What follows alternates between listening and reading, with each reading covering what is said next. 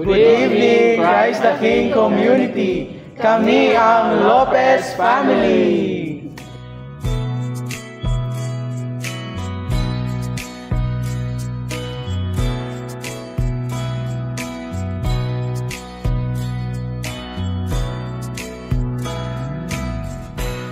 Kasi yung Christmas season talaga, doon talaga nagkakaroon ng time yung families na mag-spend ng bonding with each other.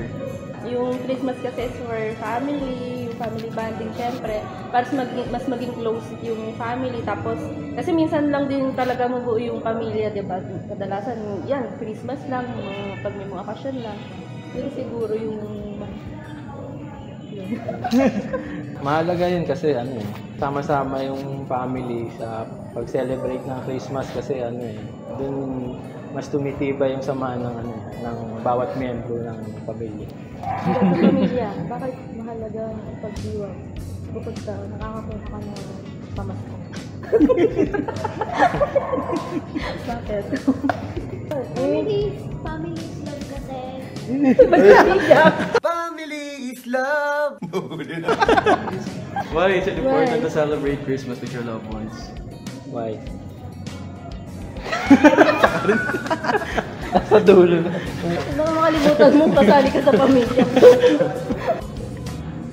World peace? Isa pang mahalaga kasi lalo na yung mga anak namin, mas nakikita nila yung pagbibigayan tuwing Pasko. So, nakikita nila yun pag sama-sama nagdiri yung Pasko. So, at least magandang halimbawa na nakikita nila yung pagbibigayan tuwing Pasko. Yan.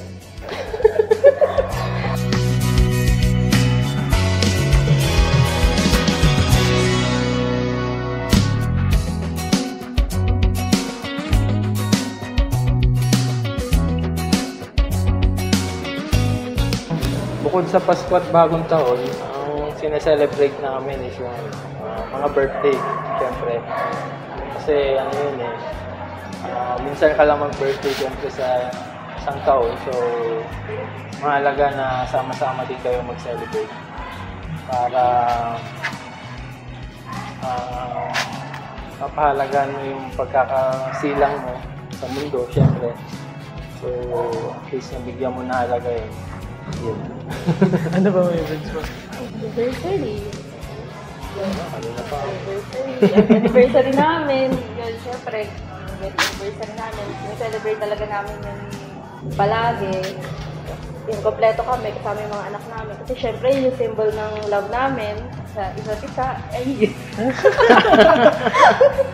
Yung symbol ng love namin. Yung symbol ng love namin sa isa't isa. Kinikilig siya. Tapos syempre sila yung pangkumbaga, sila yung naging bunga ng pagmamahalan namin. Kaya importante din sa amin yung nag-celebrate kami nung anniversary namin. Kompleto.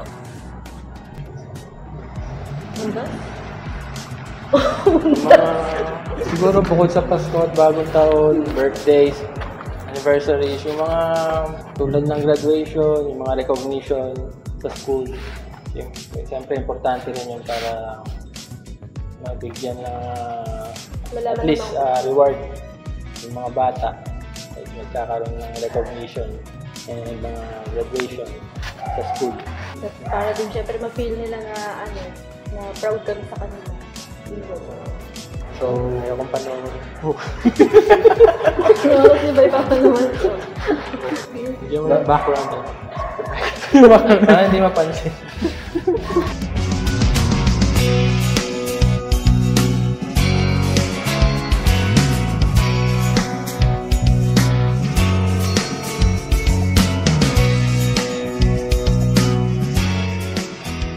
Bukod sa pera.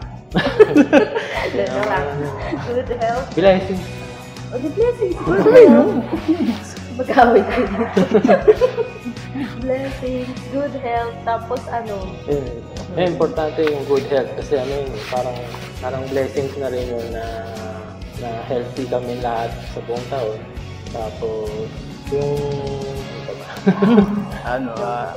So, isa din sa mga Christmas wish namin bilang sa pamilya is yung manatiling malakas yung aming family. Ma-maintain yung strength ng aming bonding, lagi.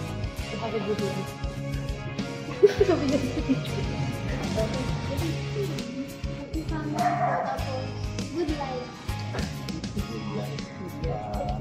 Ikaw? Ikaw, anong Christmas wish mo? Good health din, good health. Blessing sa continuous sa career. Kasi ako lang yung parang breadwinner. So, continuous blessings sa career na tuloy-tuloy hanggang sa kaya para merong tuloy-tuloy din yung suporta na pagbigay ko sa pamilya. Yun. Siguro yung advice, pagmahalan sila palagi, at respeto palagi. Isa rin advice is that you should cherish your time with your families rin. Kasi napaka-special na it's so special na magkaroon ka ng isang pamilya na buo. Siguro isa pang advice yung yung continuous worship Jesus Christ. Yung pagsimba every Sunday, gano'n. And respect sa isa't isa, tapos siyempre understanding, lalo na yung parents, children. Siyempre, iba-iba naman sila eh. So, kailangan pantay-pantay din yung tingin. So, walang favoritism, gano'n. Yung lagi din nakasupport sa mga bata. Kahit gano'n ka-busy, dapat laging may time sa family, sa mga bata, lalo na sa mga school. Kailangan lahat talaga, kasi kami make sure namin na lahat talaga pinupuntahan namin ng mga program nila, yung mga activities sa school. Gano'n. Madami na yun. Merry Christmas and Happy New Year! Christ the King Community from Lopez Family!